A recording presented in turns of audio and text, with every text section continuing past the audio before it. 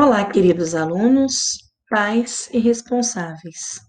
Sejam muito bem-vindos a mais uma aula de português com a professora Jéssica Fazanha para as turmas do quinto ano A e B, livro 2. Vamos orar? Posição para oração. Querido Deus, amado Pai, graças te damos, Senhor, pela vida, pela saúde, por mais uma vez podermos estar reunidos em Teu nome. Senhor, queremos colocar em Tuas mãos todos os profissionais da área da saúde, ó Deus, que o Senhor os proteja e os guarde em Tuas mãos. Colocar todos os familiares e as pessoas que precisam sair de casa para trabalhar, para ganhar o sustento de suas casas. Que o Senhor esteja com cada um deles. Pedimos, ó Deus, que esteja conosco neste momento de aprendizado e agradecemos por todas as bênçãos. É o que te pedimos e já te agradecemos, em nome do Senhor Jesus. Amém. Prepare-se para começarmos nossa aula. Se você ainda não organizou o seu material, pause este vídeo. Você vai precisar de primeiro seu livro didático módulo 2. Segundo, um lugar calmo e tranquilo para realizar as atividades. Terceiro, o seu estojo, para ter todo o material sempre à mão. Quarto, muita, mas muita atenção. E por último, e não menos importante, que eu tenho cada um de vocês guardadinhos em meu coração. Hora da correção. Nesse novo módulo de aprendizado à distância, nós vamos testando e experimentando coisas. Então, nós vamos tentar aí fazer a correção também online. Então, oralmente, eu vou fazendo com vocês as correções das atividades que passaram e vocês vão conferindo na apostila. Atenção! Questões dissertativas, que são aquelas que vocês precisam escrever, ou uma frase, ou um pequeno texto, elas não precisam estar idênticas às que eu vou falar. Então, não precisa estar escrito exatamente igual. Precisa ter o mesmo sentido, querer dizer a mesma coisa, passar a mesma ideia, e aí tá correto, ok? Respostas pessoais, de opinião, serão vistas no e-mail. Continue enviando todas as atividades por e-mail, porque é assim que eu irei conferir a participação efetiva de cada um de vocês. Mas aí vocês farão isso agora após a nossa correção. Por aqui, faremos a correção dos demais exercícios, como de escolha, marque o X. Acompanhe no vídeo e vá pausando e corrigindo em seu livro didático. Então, a cada questão, você pausa e verifica se a sua está de acordo. Pegue o seu livro didático agora e abra na página 13 de língua portuguesa, que é a primeira atividade que nós fizemos. E acompanhe a correção com muita atenção, ok? Momento da correção. Siga as orientações da professora. Na página 13, nós temos aí a questão número 1, que era apenas de identificar no texto e marcar com marca-texto ou lápis de cor. Número 2. Por que o autor do relato decidiu visitar comunidades ribeirinhas? Esta resposta está no texto, porque ele queria conhecer como que as pessoas vivem nessas comunidades, porque ele queria ver qual é a diferença entre essas pessoas e as pessoas que vivem na cidade. Então, essas são as respostas aí que estão mais de acordo. Se você respondeu algo parecido, está ok. Número 3, letra A.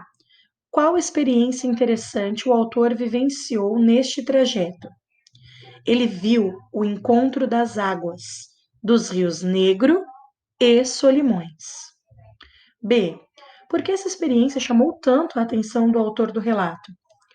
Porque as águas dos rios Negro e Solimões não se misturam imediatamente. Isso ocorre porque elas têm diferentes temperaturas. Então, se você colocou algo semelhante a isso, está ok. 4. Qual é o assunto principal abordado após o intertítulo? Então, depois do uma comunidade singular, qual é o assunto principal? A comunidade São José, ou os moradores da comunidade São José, ok? Qualquer coisa parecida com isto, no mesmo sentido, também está correto. Vamos para a página 14. Por que as casas na comunidade São José são elevadas com palafitas? Porque durante metade do ano, o nível de água sobe, inundando a comunidade. Para não entrar água nas casas, elas precisam ser elevadas. 6, letra A. Qual é a justificativa deles para essa escolha de preferirem viver na comunidade a viver em Manaus? Porque na comunidade o ambiente é muito mais relaxante, tranquilo e agradável. Não precisa estar exatamente igual, ok, pessoal? B. O autor do relato concorda com a opinião dos ribeirinhos? Comprove a sua resposta com um trecho do texto. Sim, ele concorda com os ribeirinhos. E aí vocês poderiam ter tirado algum trecho do texto em que ele concorda com eles. Por exemplo, e eu realmente senti isso. 7. Letra A. Esse relato foi escrito em primeira pessoa, ok? Então o X é no primeiro quadradinho. Letra B. Que palavras do trecho comprovam a sua resposta? Minha e fiz, que se refere à primeira pessoa. 8. O relato lido é acompanhado de diversas fotografias. Em sua opinião, qual é a importância das fotografias em um relato de viagem? Então, aqui é uma resposta pessoal que vou conferir apenas no e-mail. 9. Assinale a alternativa correta sobre o gênero do texto relato de viagem. O X é no segundo quadrado. É um texto em que o autor relata as experiências vividas por ele mesmo durante uma viagem. 10. Onde esse relato de viagem foi publicado? Esse relato foi publicado no site 7 Continentes, um Passaporte. Ou este relato foi publicado na internet. 11. Quem você imagina que seja o público-alvo desse texto? Também é uma pergunta pessoal, ok? 12. Observe o mapa a seguir e faça o que se pede de acordo com a legenda. Então, de verde ficaria Colômbia, de vermelho o Peru e de azul Amazonas, ok? Virando, temos a página 16 sobre abreviaturas. Essa também ficou super tranquila, que era só para vocês copiarem as abreviaturas de cima no cartão postal para a número 3. Então, essa também está tranquila de correção. Na página 17, exercício número 1.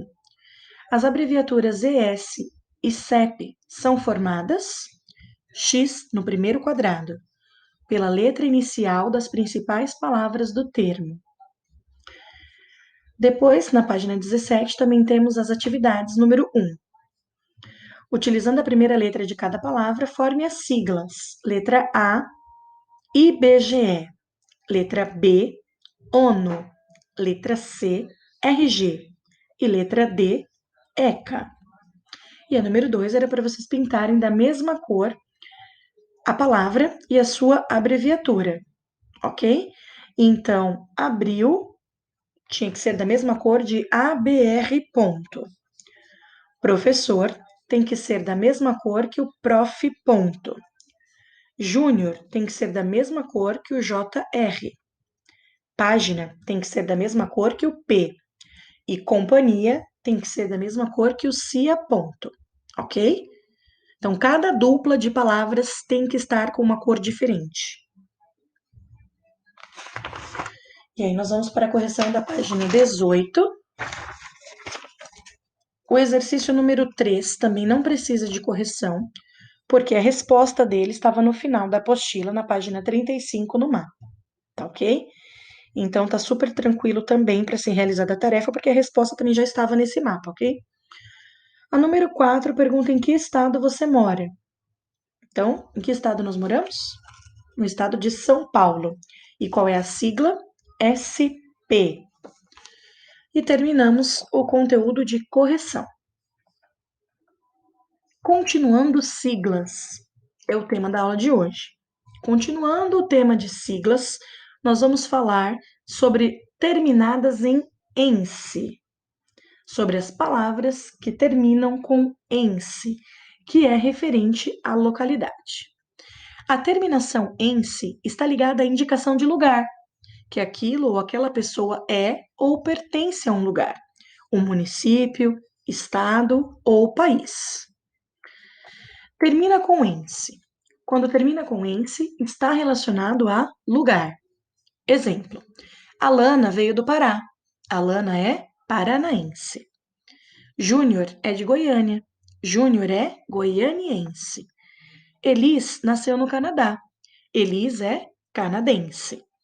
Em algumas palavras, o último A ele é substituído pelo E do ense, ok? Então não é canadaense. O A saiu para que entrasse o ense. Explicando os exercícios. Aprender na prática também é o intuito desta atividade. Na atividade número 1, você deve pintar da mesma cor o nome e a palavra referente. Então, é a mesma coisa desse exercício da aula passada. Você tem que escolher uma cor diferente para cada dupla de palavras. Ok? Então, você vai ter que montar os pares e esses pares têm que ter a mesma cor. O nome e a palavra que refere-se a esse nome.